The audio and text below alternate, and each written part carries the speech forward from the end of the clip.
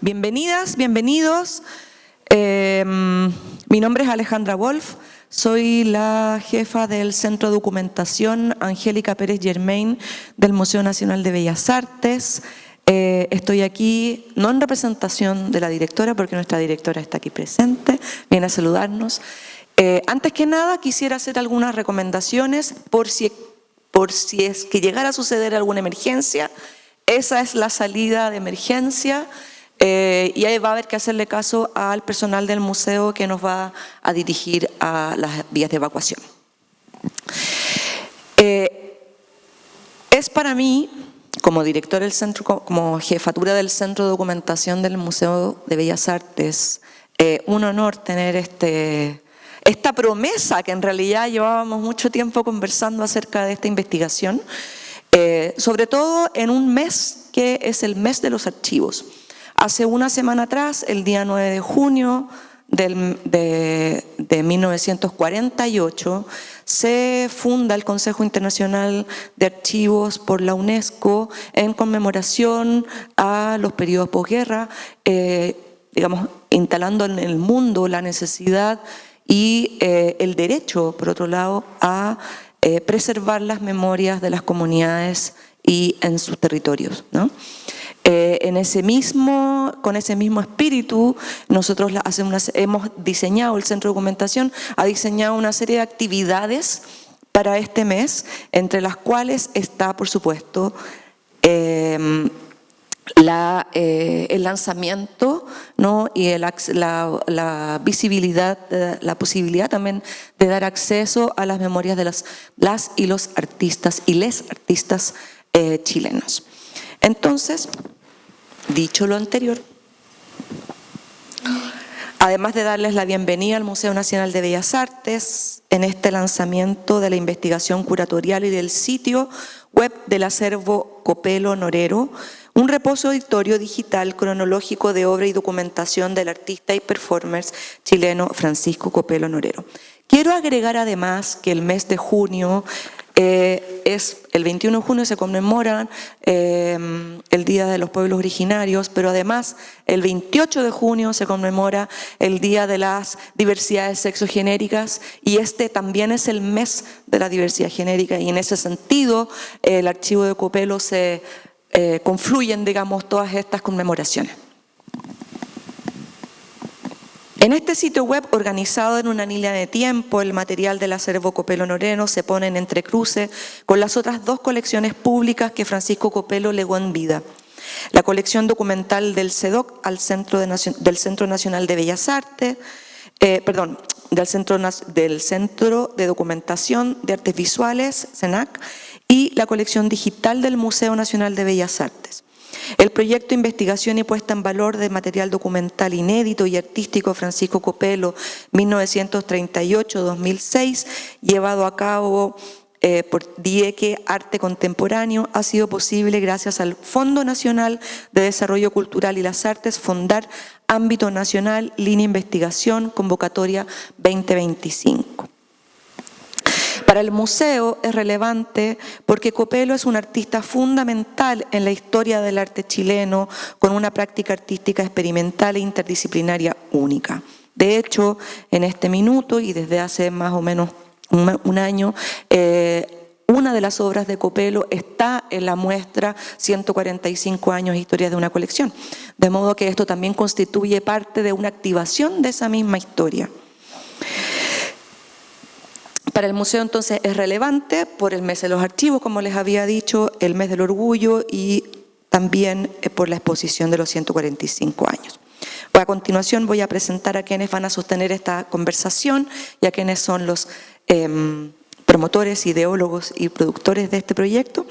El director de DIECE, responsable del proyecto, Paul Virque Avaroa, arquitecto de la Universidad Central y magíster por la UPC y el CCCB de Barcelona.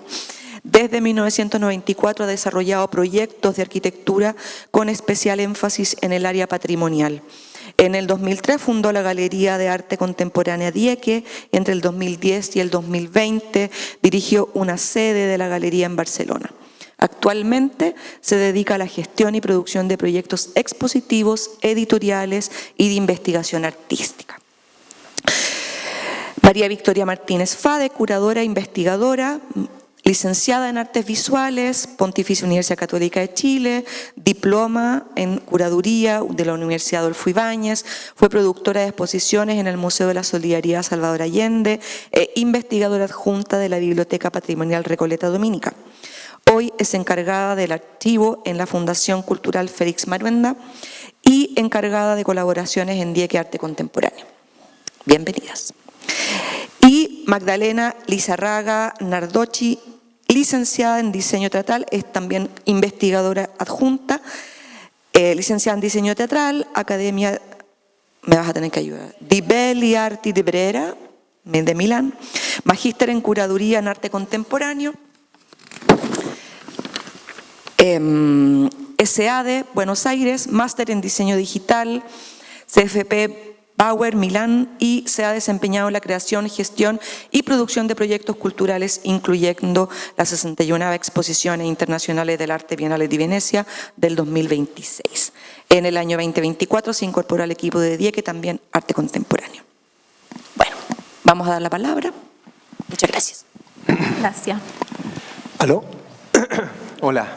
Buenas tardes, gracias por recibirnos. A todos nuestros amigos copelianos, bienvenidos a esta presentación.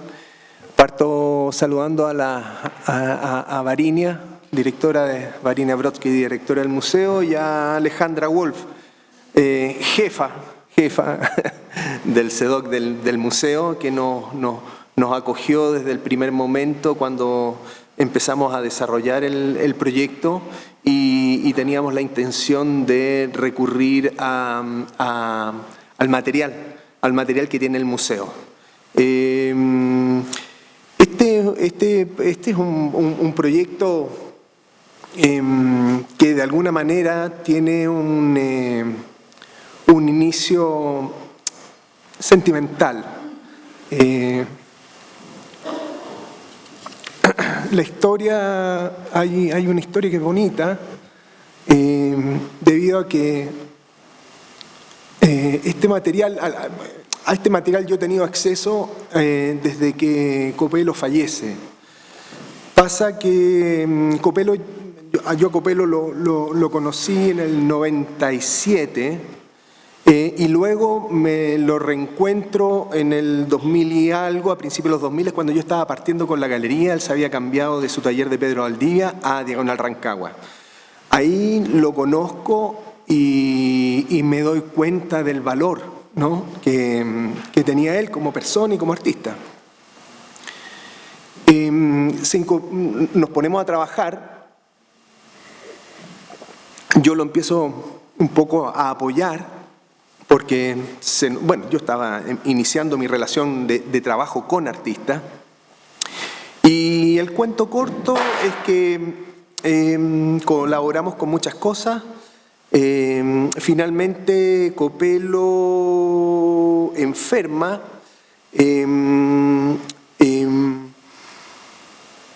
y pasa que la sobrina de Copello, y aquí viene la parte interesante, o sea, bueno, que es curiosa, ¿no? La sobrina Copello, la hija menor de la hermana, es médico y hacía el link, en el fondo, la relación con la familia, con la hermana, con la cual Copello tenía una relación histórica complicada, en el sentido de que, bueno, tantas cosas, ¿no? O sea, artistas, viajeros, ¿no?, temas familiares, antiguos. Y resultó de que Copello se está organizando la última muestra de Copello, que se llamó Lo mejor de Copello, en la sala que tenía o tiene, no sé, no estoy seguro, la Universidad de Talca, en la calle Condel. Se está armando una especie de, bueno, Lo mejor de Copello, una serie de obras, pinturas nuevas y antiguas, y le comenta a la sobrina de que si pasaba algo con él, tenía un amigo galerista que podía ayudar a terminar el montaje, a sacar adelante esto que estaba pendiendo. Bueno, cuento corto, fallece Copelo, la sobrina me contacta para ayudar a sacar adelante la exposición. Nos conocemos, nos enamoramos y nos casamos. Así que el tema es que yo he estado vinculado a este acervo desde el principio. Fueron muchas horas las que quedaron en manos de la hermana. Se desarma el departamento, el taller que tenía Copelo, y esto queda abandonado. No abandonado, pero queda repartido en 3 casas. Pasó el tiempo y bueno, a raíz de los fondos concursables y a raíz del reinvento también de la propia galería después de la pandemia y la reorganización de los proyectos culturales como el mío, como Dieque, nació la idea de ver cómo podíamos organizar y ordenar este patrimonio, que eran básicamente obras.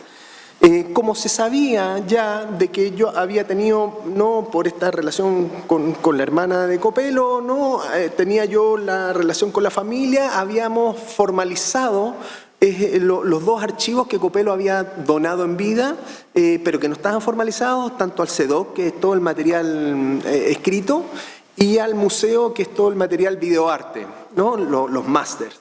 Entonces, en un momento, bueno, dijimos, a ver, están estos 2 archivos institucionales, ¿qué hacemos con el material artístico, ¿no? La obra? Bueno,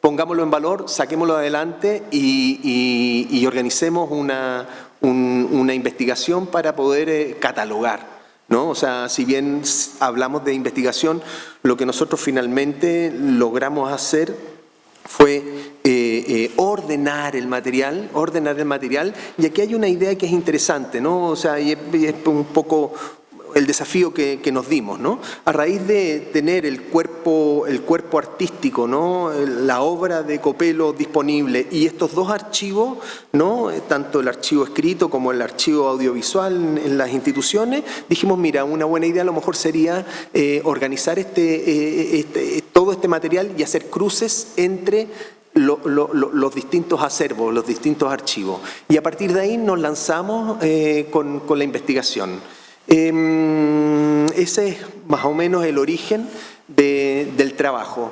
Nosotros nos dimos también como propósito que este material o lo que nosotros hiciéramos fuera como el primer eslabón en la cadena de difusión o de revalorización del cuerpo de obra de un artista. En el sentido de subir la información lo más fácilmente posible para ser reconocida por los profesionales ad hoc, ¿no? O sea, por el historiador, por el curador, por el crítico, ¿no? La idea es que a partir de ahora y a partir del sitio se pueda retomar todo lo que es el estudio, todo lo que es la investigación, todo lo que es la obra de Copelo, porque mucho, o sea, la gran mayoría de lo que está disponible en el acervo Copelo Nonero es inédito, ¿no? Entonces, a partir de aquí hay mucha cosa, muchos cruces, mucha información que se puede utilizar.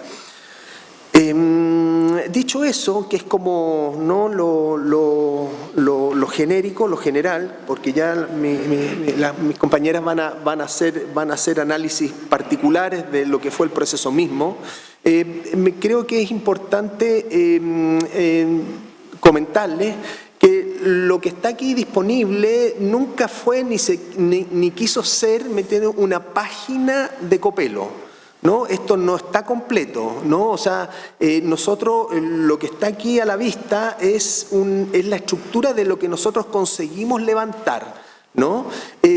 Por lo cual a esta información hay que incorporarle lo que hay en el MoMA, lo que tiene Juan Yarur, o sea, hay un montón de otras colecciones que tienen material, lo que está en el MAC al lado, ¿me entiendes? O sea, hay un montón de información que se tiene que asociar a lo que nosotros estamos presentando en este momento. Y en ese sentido, para poner un contexto, para comentarles algo que de alguna manera aclaramos al entrar en el trabajo de Copelo, Copelo básicamente, él tiene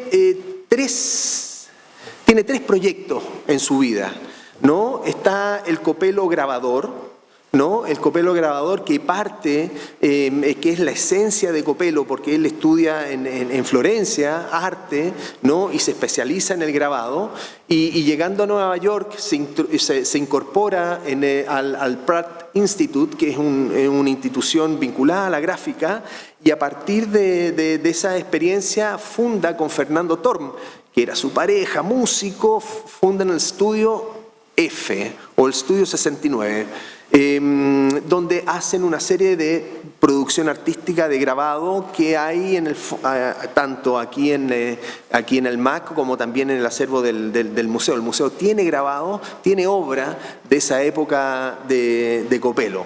Y está básicamente esto, lo que les estamos mostrando es lo que nosotros logramos encontrar en el archivo de él, ¿no? De esa época y de la línea del artista grabador, Copelo parte en esa época. Luego, yo les estoy hablando 69, 70, 71, 72. Luego en el 72 tiene un hito importante que se gana el premio Nicolás Copérnico de Polonia. Y de alguna manera afianza es como el gran reconocimiento que él tiene, que después lo hace circular en el mundo de la gráfica, ¿no?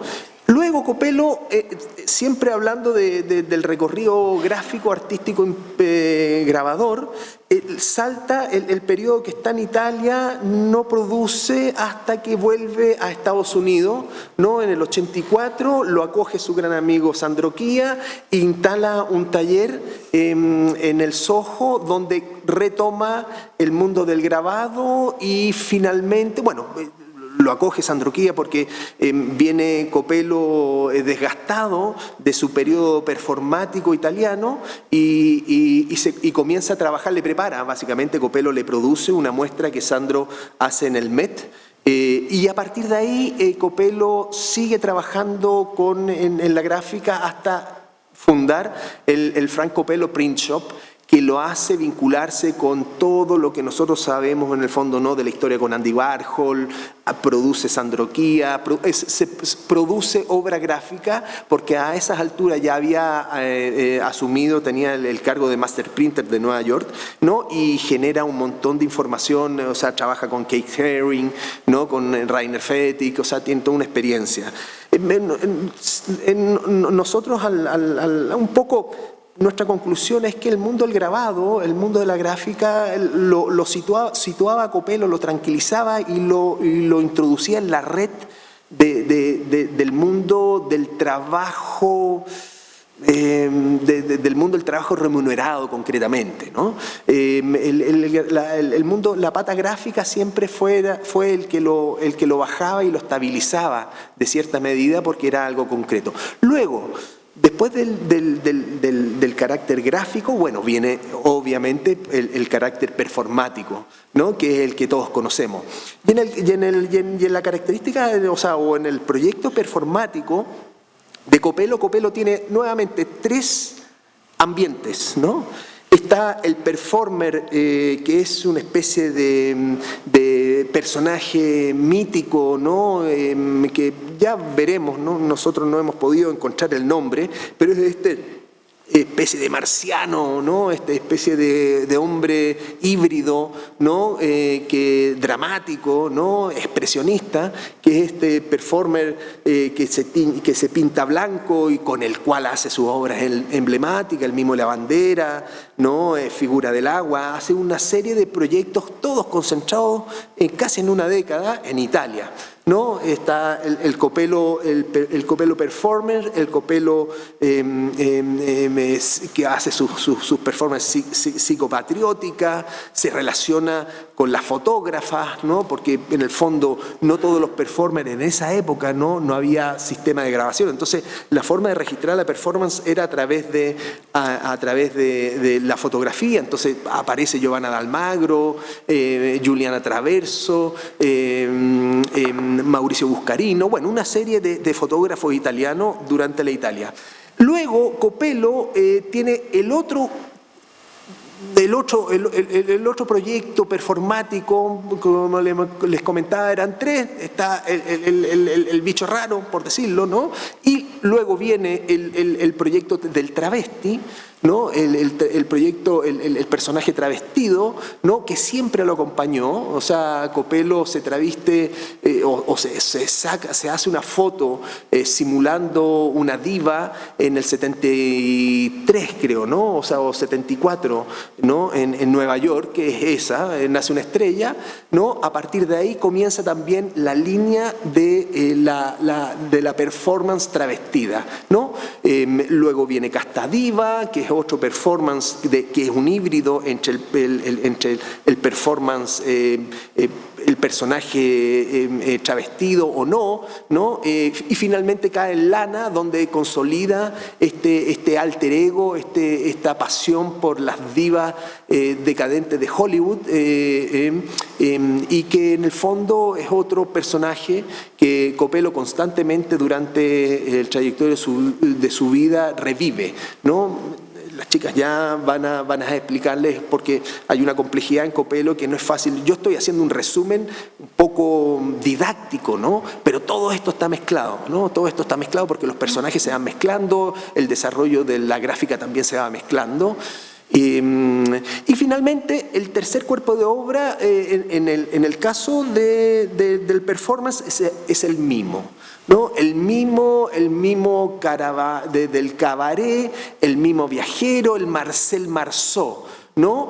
Todo lo que es la tradición performática de Copello nace a nivel de teatro con unas experiencias. Él estuvo 1 año y medio trabajando en la compañía de Bob Wilson, ¿no? Y la parte teatral la aprende de él, y la parte de la danza corporal la aprende de Laura Dern, que son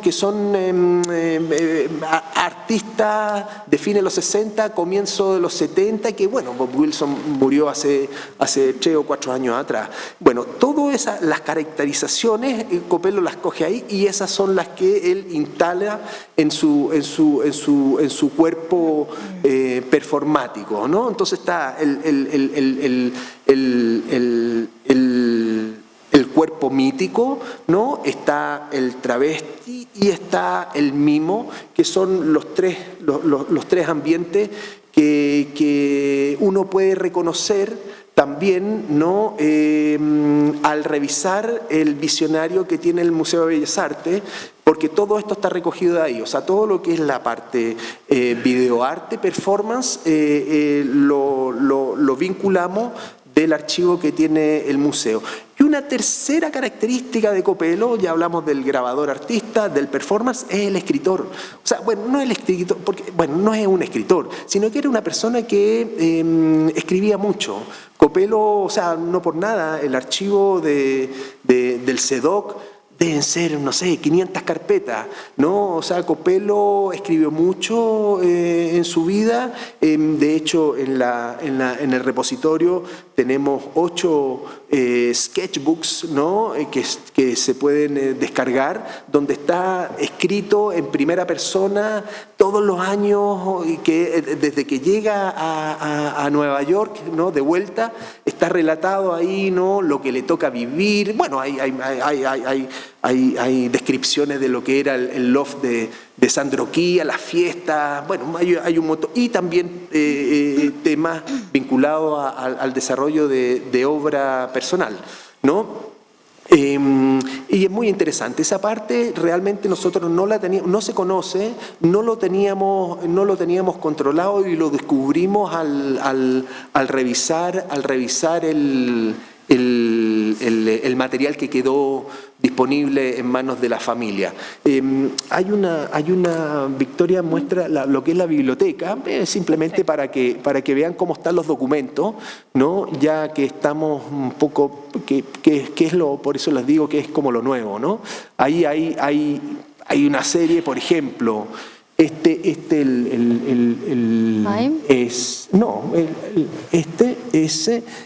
es un proyecto que es un libro, que está en borrador, ¿no? Copello hizo a su vez, formalmente, Copello lanzó, él tiene publicado por 8 libros una biografía, ¿no? Y está en manos del mismo 8 libros, El vuelo del ángel, que aquí está la maqueta, o el borrador si quieren, ¿no? Que también está listo para ser lanzado, que no sé en qué momento, mira, le puedes dar aquí, miren, acá. Perdón. Sí.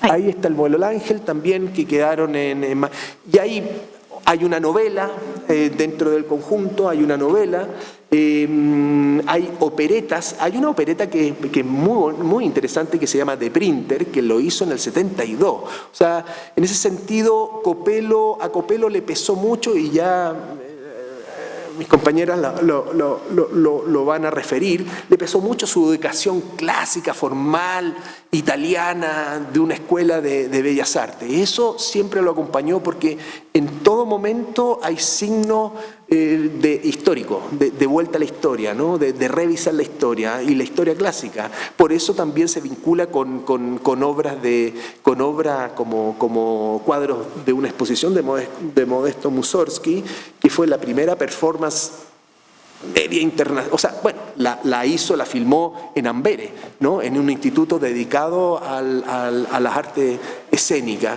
Entonces, va a ser interesante en el fondo, en la medida en que los profesionales se puedan introducir. Este es un barrido que yo lo estoy haciendo, no sencillo, simple, pero todo esto que les comento se puede entender en este trabajo y obviamente profundizar mucho.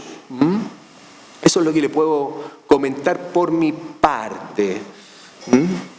Ahora, Magdalena, Sí. de alguna manera, les va a comentar lo que es el trabajo en sí específico de cómo enfrentamos, ¿no? el tema del acervo-archivo, ¿no? Un poco Sí. la diferencia. Gracias, Paul. Hola y buenos días o buenas tardes a todos. Sí, voy a volver un poco atrás, retomando el título y explicarles por qué la elección de la palabra acervo, ya que constituye una parte importante de la estructura de la plataforma, página web, además del título de esta. Oficialmente, digamos, la palabra acervo es un conjunto de valores o bienes culturales acumulados por tradición o por herencia. En nuestro caso, quisimos darle integrando eso, ¿no? Darle una visión, o que lo entendamos como algo abierto, flexible, dúctil y que pueda tomar distintas formas. Y estas formas se van a nacer, ¿no? Producto de con quién vamos a poner en diálogo este acervo. Entonces lo podríamos llamar como un dispositivo medio multiforme. Y esto nos permitió también trabajar en una estructura más bien dinámica, ya que, como decía Paul, la plataforma es algo que está viva, ¿no? Entonces, con el tiempo la idea es que se vaya integrando y que se expanda. Entonces, bueno, en este acervo, que además tenemos un universo grande de material, de formatos, que da cuenta de la obra del artista, que tenemos recursos como documentos, fotografías, collage, acuarelas, pinturas, libros de artistas, catálogos, audiocassette, registros audiovisuales. Estos registros audiovisuales además que muestran la parte performativa, la parte del body. Entonces, claro, dan cuenta de esta multidisciplinaridad del artista que justamente al decidir, ¿no?, con quién los vamos a poner en diálogo, fue muy interesante llegar a la conclusión de decir, bueno, este acervo abierto, flexible, lo ponemos en diálogo, por un lado, con CEDOC, con las mecanografías de CEDOC, que hay alrededor de 500 carpetas más o menos, yo creo que más, que es la parte, digamos, escrita, ¿no?, el mundo escrito, y por otro lado, el visor el visor del Museo Nacional de Bellas Artes online, donde podemos ver todo el material audiovisual de Copelo.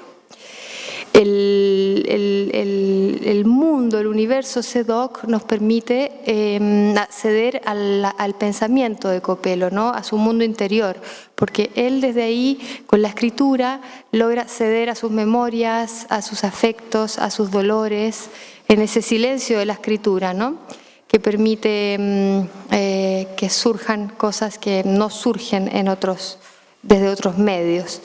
Y eso es muy bonito porque fuimos descubriendo distintos modos de conocer a Copelo, que al final todo esto fue un viaje para entrar en las distintas dimensiones de Copelo. Teniendo este mundo interior por una mano y en la otra el archivo audiovisual, donde aquí ya entramos en contacto con el cuerpo de Copelo, con Copelo en acción, con Copelo en movimiento, porque vemos todo este material audiovisual que está además producido por el mismo Copelo, que se ve en acción, se ve en sus performances, se ve en sus trabajos, como él imprimía en Nueva York y con todo este trabajo físico, y él también lo vivía como una performance. Entonces estos dos mundos en diálogo con este acervo flexible dio resultado y fue el contenido para poder crear la plataforma, que fue un contenido muy rico porque a través de esta triangulación, ¿no? La plataforma termina siendo una herramienta de estudio al final, más que no la queremos definir mucho ni encasillarla tanto, pero sí, una plataforma, una herramienta de estudio de libre acceso para toda audiencia, pero sí siempre va más dirigido y con la intención de facilitar el trabajo de los investigadores y de los curadores y los profesionales del arte, ¿no? Para que puedan tener un estudio más fluido. Indistintamente que ahora estemos hablando de la plataforma como una de las formas de este acervo, también podemos decir que el acervo sigue siendo una colección privada de la familia Copelo Norero, como ya esa sería otra forma. Y también puede responder en alguna medida en componentes de lo que es un archivo, en la medida que esto sí fue reconocido, fue organizado, fue situado por el equipo. Entonces, claro, se empiezan a emerger, a salir en relieve estas otras formas también. Sin embargo, la forma acabada y la que nos convoca es la página web y es esta plataforma. Sí. Bueno, otro aspecto importante es decir que nos pone muy felices, muy contentos de estar contribuyendo a la transformación digital de lo que es el patrimonio chileno, artístico chileno.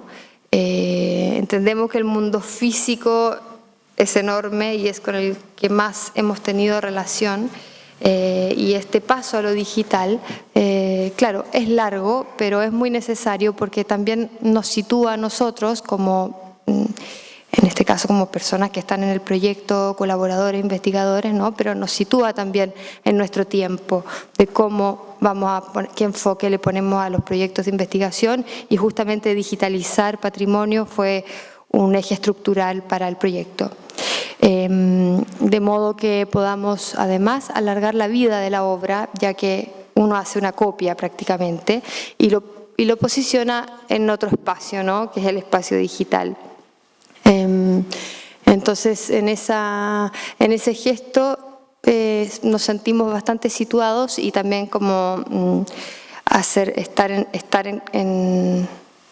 parte de esta red global, ¿no? De que vamos todos digitalizándonos. Quizás en la vida cotidiana quizás vamos muy rápido, el patrimonio va un poco más lento, pero por eso estos proyectos son importantes que existan, porque al final va todo en línea y relacionado con lo que es el resguardo patrimonial. Y bueno, yo creo que respecto al resguardo patrimonial, Victoria nos puede explicar un poco más de lo que fue el proceso más técnico, digamos, de lo que desarrollamos este año, para salir del mundo conceptual y de esta estructura invisible que les quería transmitir. Y Victoria lo va a contar más desde lo técnico. Gracias, Gracias. Magda. Buenas tardes a todos. Bueno, siguiendo con la línea de lo que comentaba mi compañera Magdalena, claro, nosotros consideramos que este proyecto tiene un aspecto de resguardo patrimonial en dos sentidos, ¿no es cierto? En el sentido físico y hablando de lo que fue la experiencia misma de trabajar con todo este material patrimonial.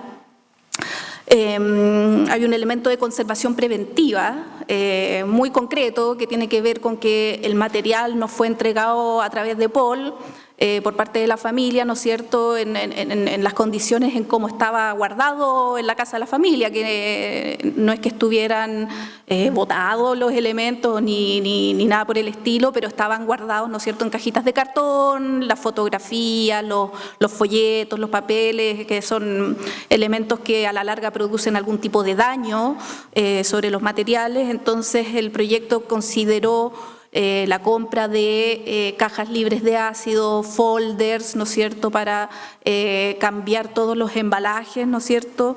Hay una serie de dibujos que se llama El Principito y el Circo, que son aproximadamente 75 dibujos de 70 por 50 centímetros, hechos en pastel seco sobre papel, que estaban desprendiendo polvillo.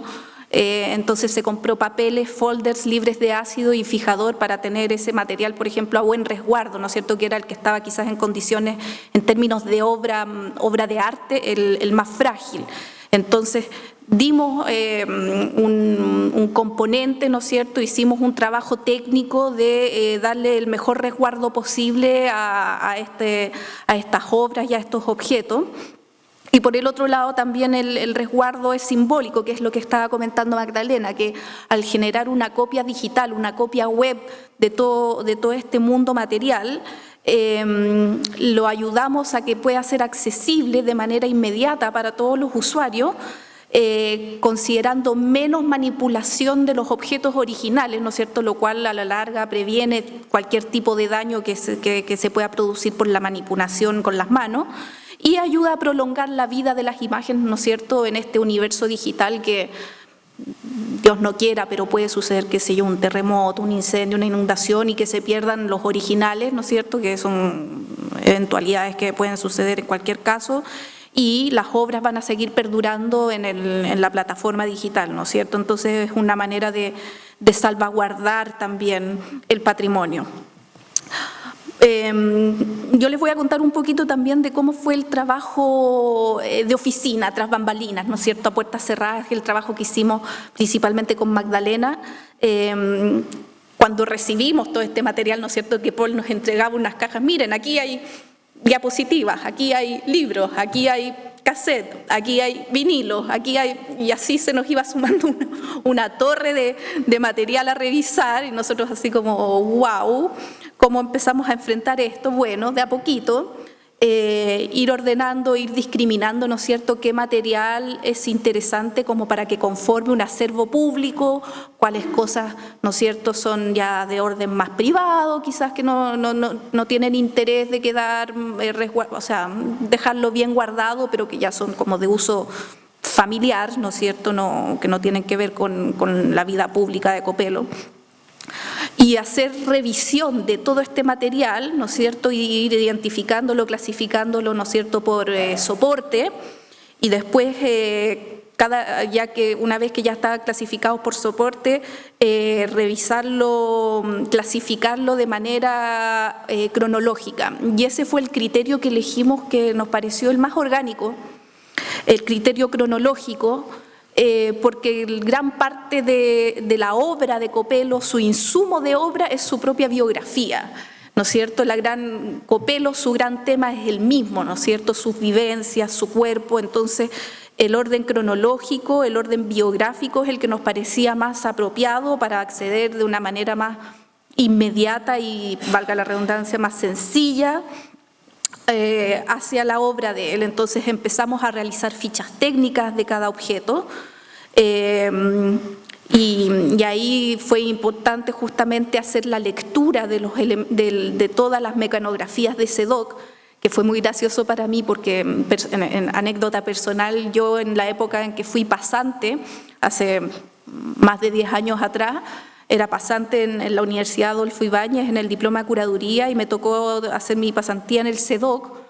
Y en esa época la jefa, que era Soledad García, me pidió que yo ordenara todo el archivo que tenían de Copelo. Entonces yo, como con 20 y tantos años, sin conocer mucho a Copelo, iba haciendo una clasificación más o menos iba conociendo a este personaje, y resulta que ahora, una década después, haciendo esta investigación, vuelvo a trabajar con los elementos del SEDOC y me encuentro con mi propio orden que yo había hecho 10 años atrás. Entonces fue muy gracioso como volver sobre mi propio trabajo, y tuvimos que hacer lectura de estas 500 y más carpetas que mencionaba Magdalena, y además hacer visionado de todo el material que está en el repositorio del Museo de Bellas Artes, ¿no es cierto?, para poder ir identificando las obras, sobre todo porque el conjunto más grande de material que teníamos eran las fotografías. Teníamos, ¿no es cierto?, como dije, libros, audiocassette, vinilos, pero eso eran ya materiales más, digamos, en menor número, sino que el volumen más grande lo teníamos en 1050 diapositivas y placas film, rollos film, tiras de contacto, fotografías impresas, o sea, un universo ahí más grande. Y al trabajar con fotografía estamos trabajando directamente con obra, considerando que un performer, lo que queda de su obra, ¿no es cierto?, es el registro fotográfico. Entonces, no fue tan sencillo, no fue tan inmediato poder reconocer las obras y ordenarlas de manera cronológica, porque las obras de Copelo de alguna manera se parecen mucho unas entre otras, son como cajitas chinas o como muñecas rusas. Él hace una obra, hace una performance, hace una sesión fotográfica, la vuelve a reutilizar, la transforma en collage, después en video, después vuelve a performar sobre el mismo collage o sobre el mismo video, y así hace como un continuo. Entonces, de repente, este ejercicio que parece muy técnico y muy sencillo a priori de querer identificar obra, la verdad es que se volvía bastante complejo. Entonces, lo que podíamos ir identificando son como líneas de trabajo, líneas de obra que van mutando en el tiempo, y con eso ir definiendo ciertos periodos de obra que son reconocibles. Entonces, ahí, por ejemplo, como hablaba... Sí, perdón. No, perdona, sí, a lo mejor podríamos ir quiero mostrando mostrar la línea de tiempo, ir juguemos con la página para... Bueno, aquí está la línea de tiempo con estos periodos, obviamente desde lo más temprano, que es la época en que Copelo estudia en Florencia, estudia Bellas Artes. Que es el material encontrado, ¿eh? Que es más, no claro. es que estemos partiendo desde, porque Copelo previo a eso también tiene otras cosas, ¿no? O sea, es básicamente lo que nosotros fuimos encontrando y que fuimos organizando el periodo. Claro, entonces, por ejemplo, ahí tuvimos que hacer como ciertas definiciones, tuvimos que tomar ciertas decisiones en torno a la comprensión de obra.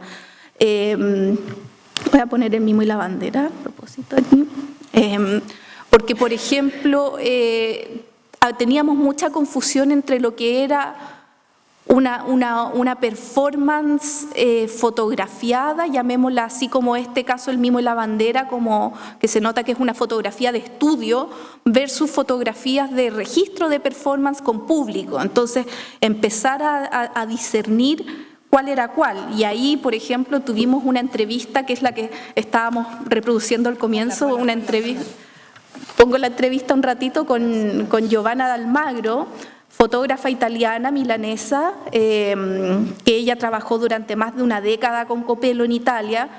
La voy a poner aquí un poquito de fondo.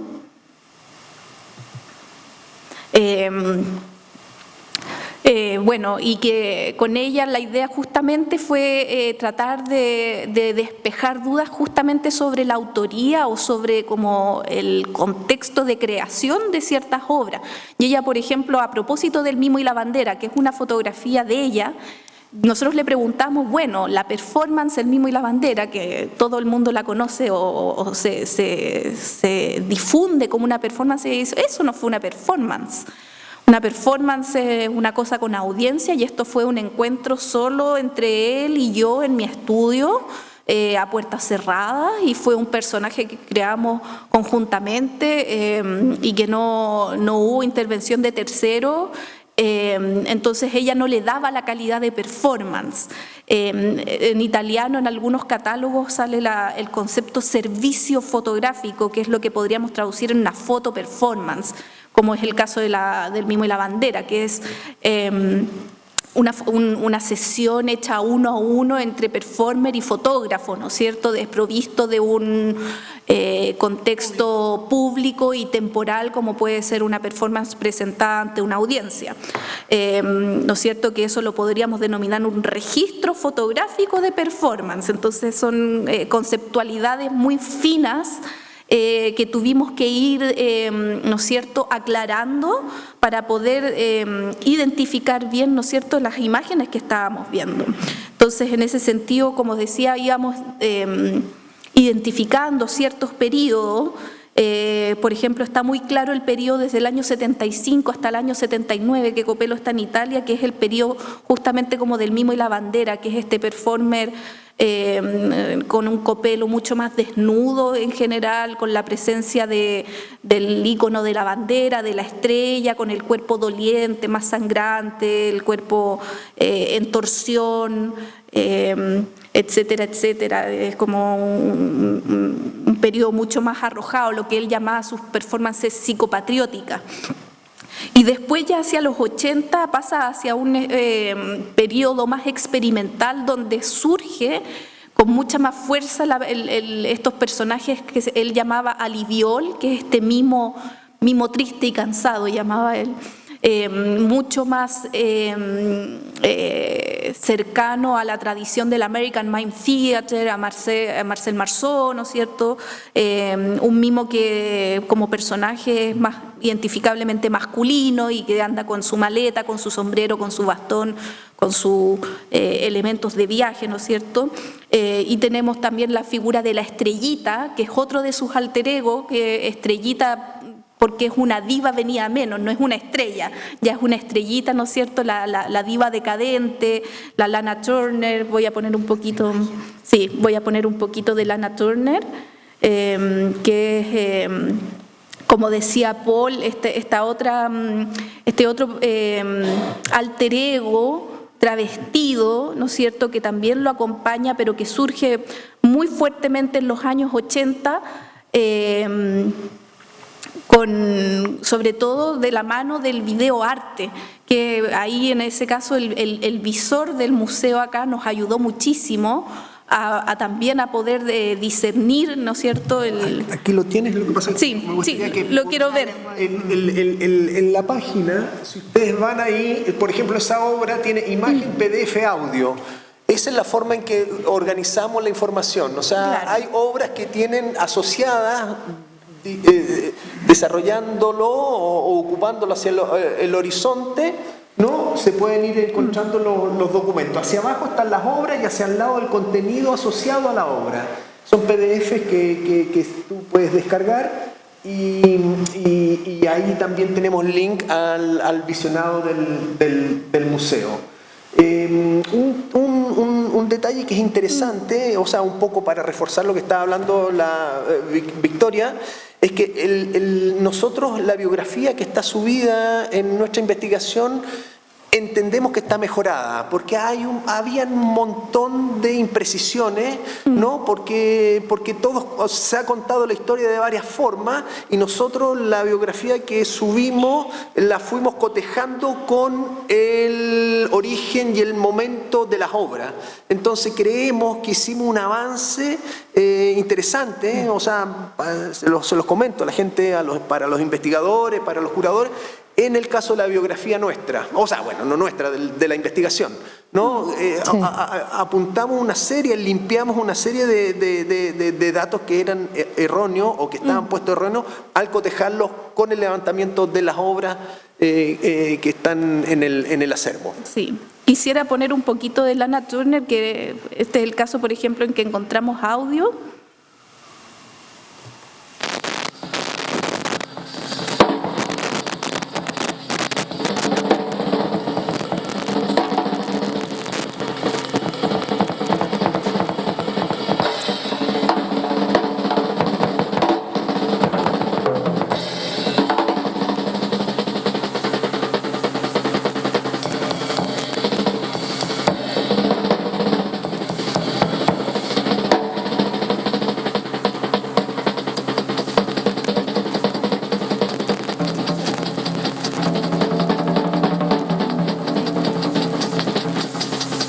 Che fine ha fatto Lana Turner?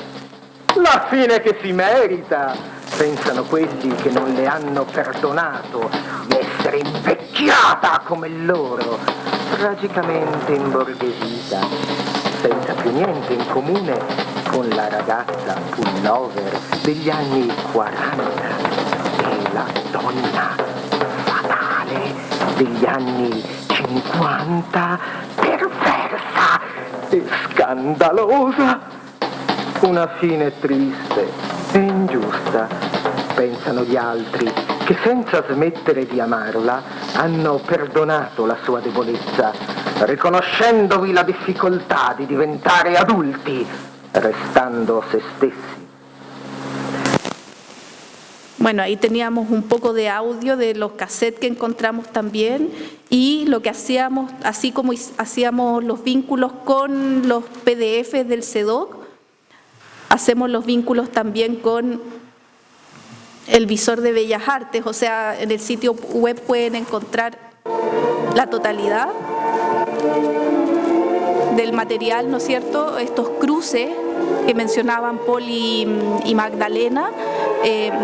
Esa es la gracia de esta plataforma, de que en el fondo aquí pueden encontrar ya reunidos, cotejados, comparados el material del acervo Copelo, el de la familia, los escritos de CEDOC que le corresponden a la obra y el video que también que le puede estar correspondiendo y en algunos casos videos de audio. Perdón, video audiovisual. Sí. Y claro, en el documento CEDOC está además mencionado la ruta, por decirlo así, carpeta número 3, performance, subcarpeta número 21. O sea, además está mencionado específicamente a qué fuente de CEDOC corresponde por si algún día alguien quisiera ir al CEDOC de manera presencial y consultar por el archivo de manera específica. Bueno, aquí tenemos, esta es lana estadounidense, ya que cuando Copelo se va a vivir nuevamente a Estados Unidos, después de haber pasado casi una década en Italia, se aboca muy fuertemente al videoarte. Copelo le encantaban las nuevas tecnologías, le encantaba la edición. Entonces hace esta versión norteamericana de Lana Turner, que es una performance que primero presenta en Italia, por eso tiene el parlamento en italiano. Y hace esta nueva versión con actores que lo colaboran y con el videasta Jeffrey Wickland, que fue su colaborador como durante 2 años y luego lamentablemente se pelean y ahí Copelo deja un poco de hacer grabaciones, pero él pretendía tener como no empresa, pero no es cierto, como una compañía, los Frank Copelo Copyrights, Frank Copelo Print Shop, ¿no es cierto? Como tener un poquito un aspecto de negocio que promocionar también. Bueno, nosotros como para ir cerrando, ¿no? Así como decía Paul, que encontramos ciertas como líneas o ciertos como aspectos o dimensiones de la obra de Copelo, el Copelo escritor, el Copelo performer, el Copelo grabador, ¿no es cierto? Solo podemos nosotros concluir que Copelo fue un ser múltiple. Pero de repente a veces es fácil reducir Copelo a un binomio, a hombre-mujer o al Copelo travesti, es como de repente donde es más conocido o desde donde se ha escrito más, y yo creo que reducirlo a un simple binomio se queda corto, porque Copelo él mismo en su sketchbook él habla del travestismo, pero bueno, entendiendo que Copelo en los 80 hay un lenguaje que no es el mismo lenguaje que utilizamos hoy día, que tenemos conceptos como la cultura queer, las disidencias sexuales, los movimientos LGTQI+, ¿no es cierto? Entonces, también hay muchos espacios de estudio y espacios culturales desde donde se puede leer de nuevo a Copelo de una manera más amplia, y hay una anécdota muy bonita que dice Copelo dice que los noreros, la familia de su mamá, eran mediums. Dice que eran como, se juntaban a canalizar los espíritus, y Copelo dice, yo tengo un poquito como la misma capacidad, ¿no es cierto? Se deja poseer por estos alter ego y transita, ¿no es cierto? Se permite convertirse en otros seres, y no solo en hombre-mujer, sino que también es ángel, es agua, es animales, es seres mitológicos, o sea, es una infinidad, ¿no es cierto? Es todo un universo dentro de Copelo, y finalmente este sitio web esperamos que dé cuenta de esa multiplicidad, de esa complejidad de capas que conforma la obra de Copelo. Viene a ser esta nuestra pequeña puesta en valor, que viene a rescatar la memoria de Copelo, ¿no es cierto?, sobre todo con este material que no había estado accesible antes a las audiencias, y bueno, agradecer también a mis compañeros de trabajo por todo el trabajo realizado, y le doy la palabra a Paul para que hagas un pequeño cierre si quieres mencionar las últimas Claro, ideas. no, simplemente es eso. Yo creo que lo explicamos meridianamente claro, en el fondo, ¿no? O sea, ocupar, hay que entretenerse, la página es entretenida, hay harto material, está hecho justamente para eso, ¿no? O sea, está para que se introduzcan en ella, naveguen, nos preocupamos de que los registros fueran con buena calidad para que se pueda profundizar. Hay mucho collage con imágenes veladas, entonces aproximarse, hacerle zoom a los collages, aparece en fotografía, aparece su marido, Mark, aparece, bueno, realmente se cuentan varias historias en una obra de Copelo. Entonces, por eso no nos tomamos el cuidado de hacerlo. Quiero aprovechar, y que no quiero que se me vaya, aunque no, aprovechar de saludar a Mariana Babarovich, que está aquí, nos vino a ver, autora de la página web, que dio bastante trabajo. Y simplemente eso, gracias por venir. ¿Ah? Y mencionas las tesis. Sí, mira, y lo que pasa es que el próximo martes, como cierre local, ¿no?, interno, la galería va a hacer una fiesta como le gustaba a Copelo, vamos a hacer una fiesta copeliana, una fiesta exposición. copeliana. Vamos a proyectar 10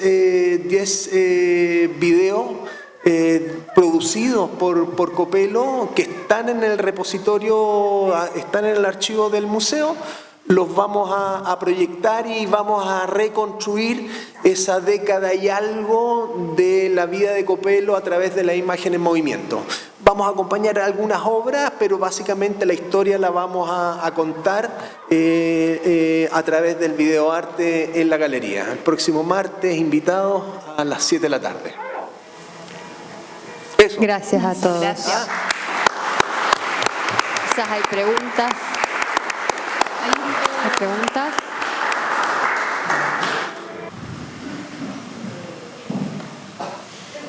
Sí. Ahí está mira, Alejandra, ahí hay una. Sí. ¿Hay alguna pregunta, algún comentario? Hola, muchas gracias por el trabajo y también por la presentación. Me llama mucho la atención como lo que Copello hizo en vida como para reunir todo este archivo y también las donaciones que hizo al museo y al CEDOC. Esta diferenciación que hace como de los textos y del videoarte y que todo el resto lo deja como en un archivo más familiar. Quería como saber como qué piensan ustedes acerca de esta decisión de hacer esta separación de su obra, donarla como a instituciones más públicas, y qué valoración tenía para él dentro de su obra como artista, claro, el video performance y los textos, cómo lo diferenciaba él, y también si él dejó algún deseo para su obra que quedó como en su familia. La pintura, el dibujo, todo el resto de cosas que hizo, si él dejó algo establecido de lo que a él le gustaría que fuese, cómo se valora su obra, cómo se ordena a futuro. Y también preguntar si es que tiene algún proyecto como de exposición, como más claro, de presentación de esta obra, que está privada, más allá del sitio web, digamos. Gracias. Sí. Bueno, mira, yo tengo una teoría de que de alguna manera Copello se dejó estar, ¿no? Él podría haberse tratado suicida,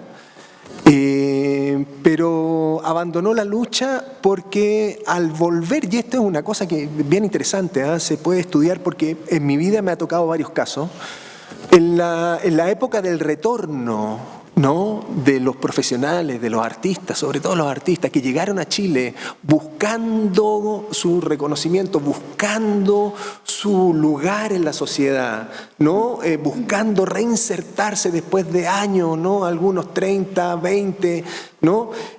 A muchos les costó mucho reubicarse. Si bien siempre las promesas, no, viaja al país, en Chile te vamos a recibir, no te preocupes, está todo por hacer, en Chile está todo por hacer. Una vez estando aquí, es muy difícil conectarte. Entonces, la década que fue, en el fondo, ¿no?, porque él llega en el 96 y se va en el 2006, fue una década súper dura. Entonces, yo creo que este trabajo le cae el cielo. Simplemente, ¿no? Hay un proyecto expositivo que inició, o sea, un proyecto de hacer la gran muestra de Copello que inició Juan Yarur, que está en este momento stand-by.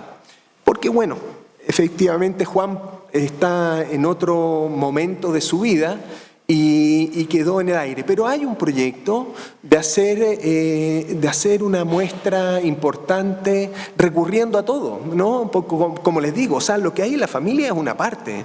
En el MAC hay mucho material donado por Copello en el momento en que él vino, ¿me entiendes? O sea, cuando vuelve a Chile, y previamente también, bueno, en el museo también, o sea, acuérdense que Copello estaba preparando una performance con Nemesio Antunes, ¿no?, para ser inaugurada, presentada el 12 de septiembre del 73. O sea, ¿no? O sea, y efectivamente sale volando. Así que material y acervos hay.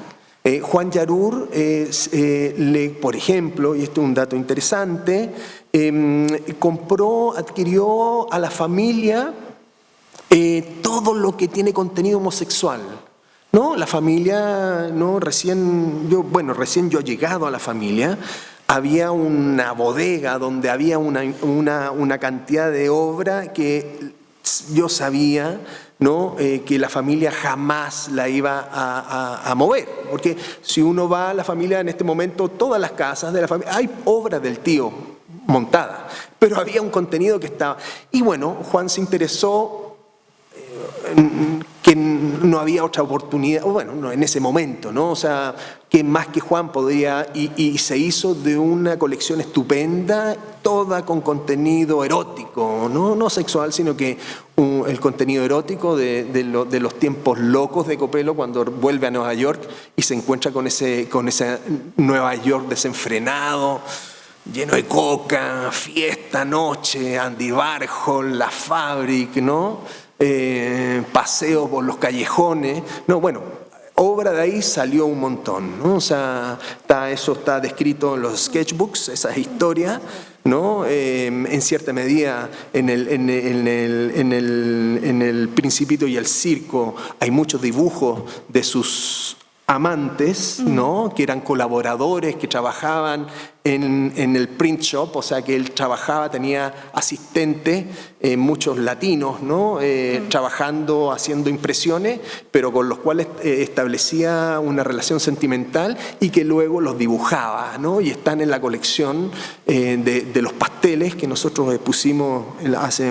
Entonces, no sé, me fui por las ramas, ¿eh? Pero a lo que voy, de que material hay, Copelo, esto era lo que él necesitaba, o sea, siempre reclamó por la consideración. No es fácil su mundo, eso también hay que reconocerlo, ¿no? O sea, Copelo no transaba en ese plano, o sea, los performances que hacía eran complejos.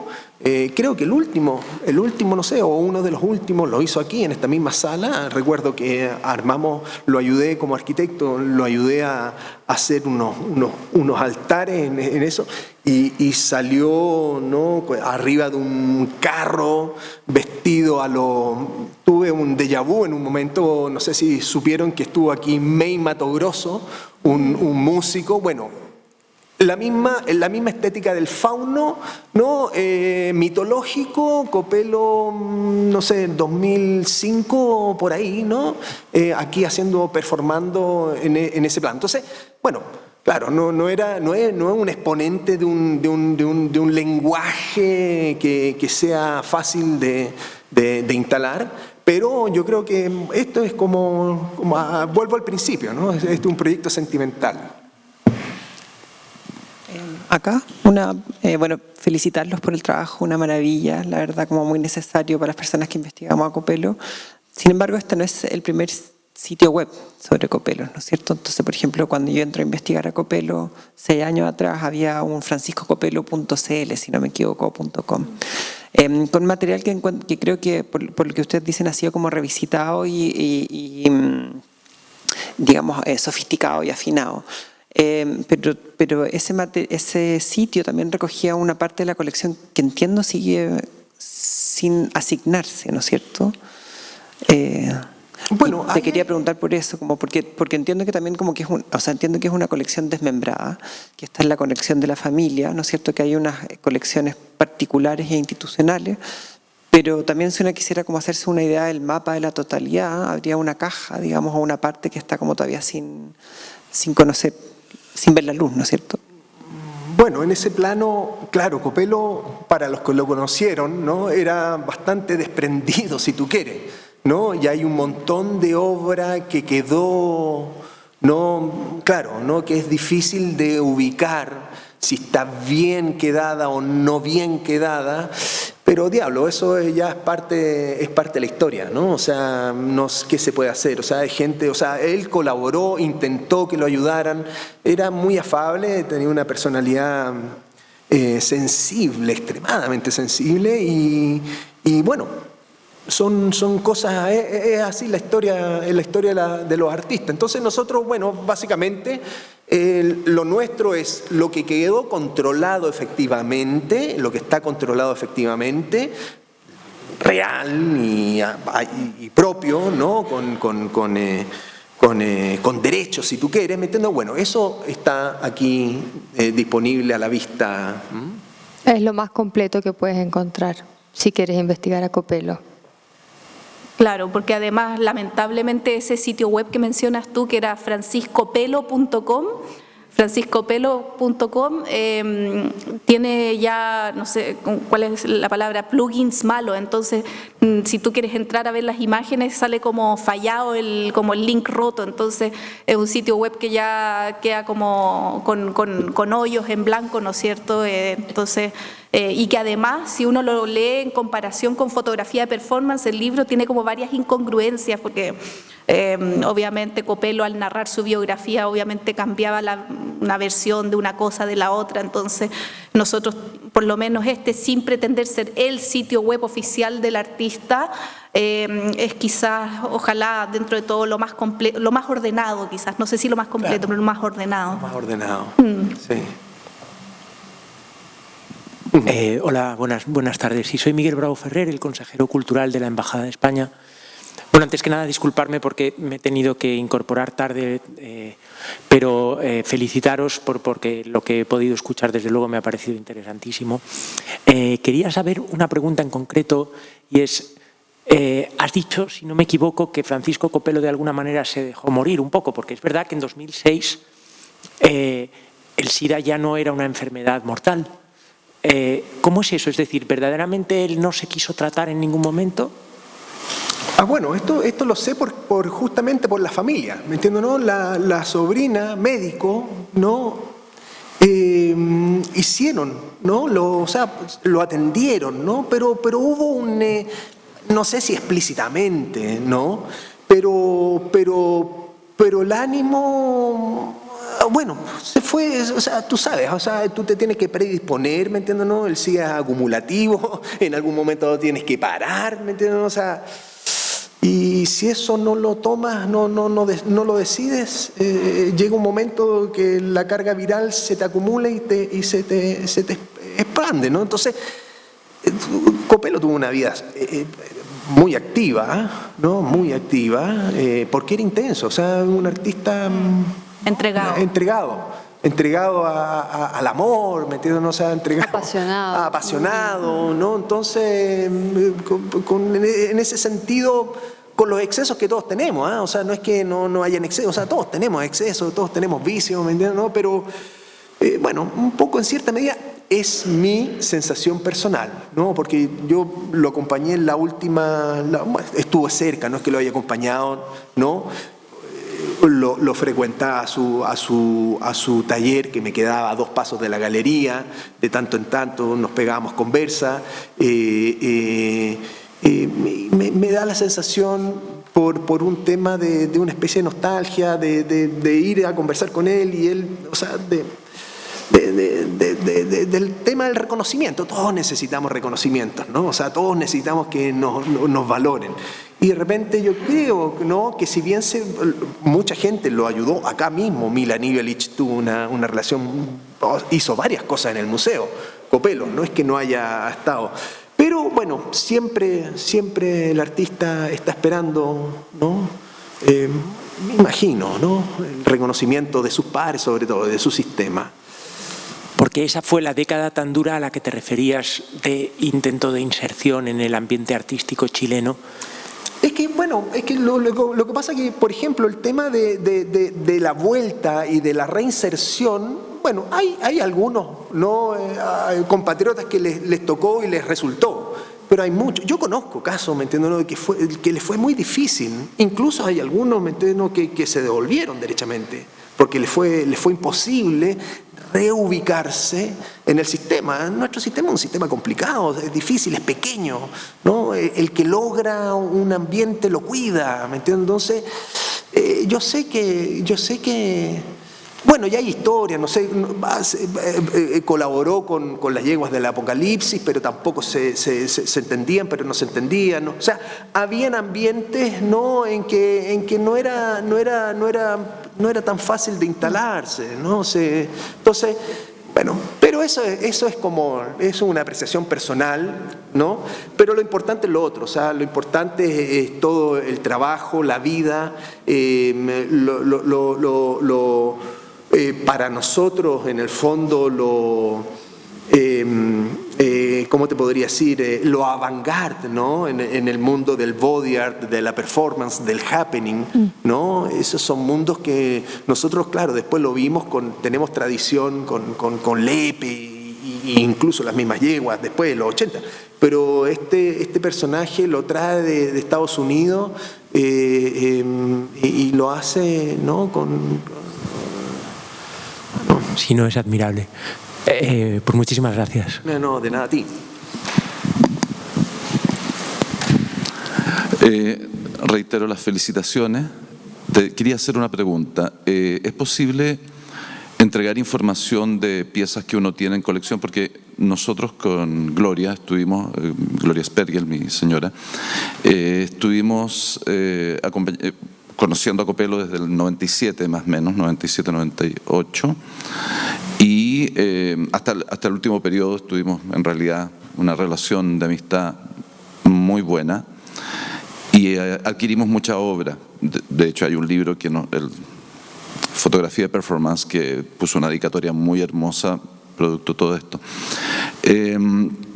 para poder aumentar el acervo, porque tenemos varias piezas y conocemos personas que tienen piezas que también fueron paralelos de ayuda. Sabemos de gente también que se apoderó de piezas y destruyó piezas. A mí me ofrecieron en un momento unos collages de Copelo, yo los fui a ver, eran falsos, no habría estructurado de esa forma la obra y menos habría recortado escritos a máquina, hechos por él, de Castadiva. O sea, estaba todo Castadiva, con correcciones y todo, destruido y tijereteado y convertido en una especie de collage bizarro que no tenía fondo. Y bueno, después me enteré quién lo había hecho y probablemente ustedes intuyen quién puede haber sido. Pero también quería agregar una cosa. Copelo estaba muy deprimido al final y muy molesto, estaba muy enojado. No hay que dar ni nombres porque ya no viene al caso. Yo creo que tenemos que preocuparnos de la divulgación, de lo que ustedes muy bien dicen, de lo que tú destacas, Paul, que esto era lo que hubiese querido Francisco. A mí me emociona mucho. Y en verdad hubo mucha torpeza por gente que eran, curiosamente, ni siquiera de su generación, eran de generación inmediatamente más joven, no la más joven, la más joven lo respetó, fue la inmediatamente más joven. Yo me acuerdo en su velatorio, llegó Roser Bru, Gracia Barrio, José Balmes, fueron ellos ahí a hacer acto de presencia. Pero al día siguiente, en la procesión, éramos 4 autos. Después en el cementerio llegó más gente, pero éramos 4 autos. Y eso es un poco lo que pasa con este país. O sea, ¿qué pasa con los artistas? Pasa incluso con los artistas súper conocidos, con los artistas que tienen gran performance y podemos encontrarnos, y voy a aprovechar de decirlo, me van a decir que no viene al lugar, pero sí creo que viene al lugar, porque Copelo es un ejemplo de que viene al lugar. Cuando fue el velatorio de Guillermo Núñez, la gente del ministerio destacando el día del completo. No hubo presencia de ni una persona del ministerio en el velatorio de Guillermo Núñez. O sea, eso es impresentable. Es así este país. O sea, se muere alguien como Julio Jung, no pasa nada. Estaban los actores, fuimos los que éramos amigos, y no pasa nada. Y Copelo lo vivió. Lo vivió acompañado de esta enfermedad, en la cual, como tú bien dices, se dejó ir. Se dejó ir, estaban los tratamientos, ya habían, de los que éramos amigos, acá Oscar trabajó con él, se lo comentaban, pero nada, era un tema que él no tocaba. Y nada, yo creo que hay que juntarse para ver cómo ampliar, porque hay piezas muy interesantes que están en colecciones privadas y creo que habría que acopiarlas al acervo. Sí, mira, empatizo con tu comentario, Carlos. Uno de los objetivos, ¿no?, o lo que buscamos con este proyecto, ¿no?, el acervo, es justamente también lo mismo, ¿no? Para que los coleccionistas que tienen obra de Copelo puedan ellos ubicarlos en la temporalidad y en el momento en que Copelo produjo ese material, produjo esa obra. O sea que en el fondo, yo tengo una pieza, voy al acervo, ubico el título, el tema, el año, y ya sé por lo menos, ¿me entienden?, ¿no?, que esta pieza, ¿no?, está ubicada en este espacio temporal, ¿no?, que en cierta medida ayuda a poder en el fondo comprender y armar una especie de imagen de totalidad, sobre todo de las piezas que están repartidas. Exacto.